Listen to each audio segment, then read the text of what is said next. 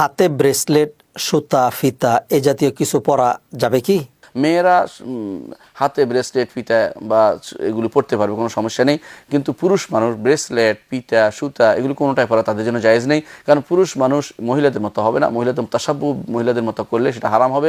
হাতে ব্রেসলেট কিংবা অলংকার হিসাবে চেইন কিংবা এই ধরনের ফিতা এগুলো ব্যবহার করার বিধান মেয়েদের ক্ষেত্রে প্রযোজ্য।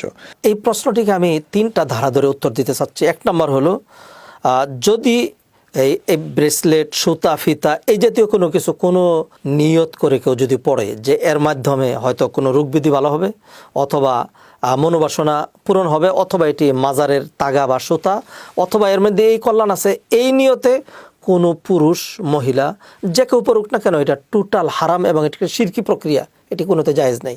এগুলো একটি দিক।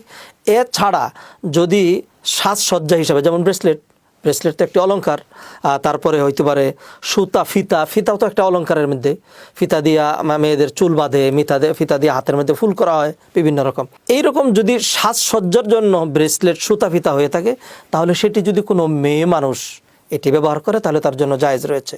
আর যদি সেটি কোনো পুরুষ মানুষ ব্রেসলেট অথবা ফিতা অথবা সুতা বাঁধে, তাহলে তার জন্য এটা হারাম। কারণ পুরুষের জন্য এই জাতীয় সাজসজ্জা মানে ইসলামে নেই, সাজসজ্জা মহিলাদের জন্য।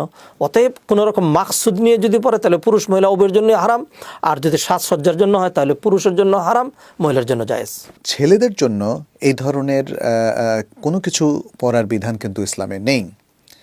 কারণ ছেলেদের এরকম অলংকার ব্যবহার করার অনুমতি ইসলামে দেওয়া হয়নি। ফলে ছেলেরা তাদের হাতে কোনো ব্রেসলেট ইউজ করবে না, কোনো ফিতা ইউজ করবে না, কোনো সুতা ইউজ করবে না, কোনো চেইন ইউজ করবে না। অনেক সময় গলার চেইন অনেকে 2-3টা ভাঁজ করে সেটা হাতে পরে। এটা সাধারণত মেয়েদেরকে আমরা পড়তে দেখি না, কিন্তু ছেলেরা সেটা করে। এটা তাদের একটা ফ্যাশন কিংবা স্টাইল, এটা শরীয়তে অনুমোদিত নয়।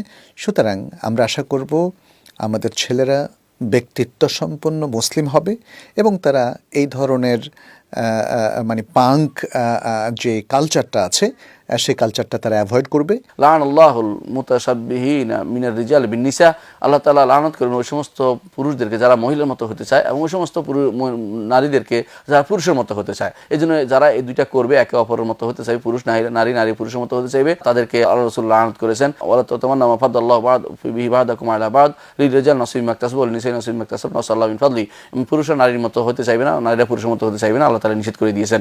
এটা করা জায়েজ না। এই জন্য হাতে ব্রেসলেট, সুতা, পিটা এগুলি পুরুষদের জন্য পরা কোনোভাবেই জায়েজ নেই। হ্যাঁ, যদি কোনো কারো অসুখ থাকে এবং তিনি যদি কোনো অসুখের কারণে কোনো কিছু বাঁধছেন, সেটা জায়েজ হবে।